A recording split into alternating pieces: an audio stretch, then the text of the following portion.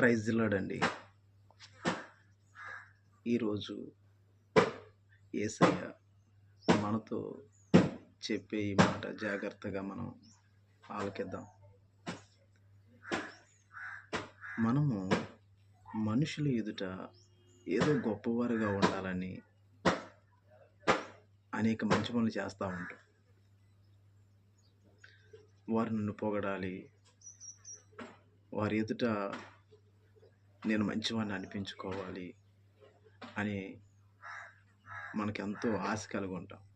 కానీ యేసయ్య మత్తయి సువార్తలో 6వ అధ్యాయం 1వ వచనంలో మనుషుల ఎదుట కనపడవలనని మీ నీతి కార్యము చేయకుండా జాగ్రత్త పడుడి, లేని ఎడల మీ పరలోకముందున్న తండ్రి దగ్గర మీరు ఫలము పొందరు అని సీరియస్గా చెప్పాడు. మనం ఏం చేసినా దేవునికి ఇష్టపూర్వకంగా చేయాలి. మనం ఆయన దగ్గర ఘనత పొందాలి. ఎప్పుడైతే మనం ఆయన దగ్గర ఘనత పొందుతామో సమస్తము ప్రజలు మీ దగ్గరకు వస్తారు. హల్లెలూయా, దేవునికి మహిమ కలుగును గాక.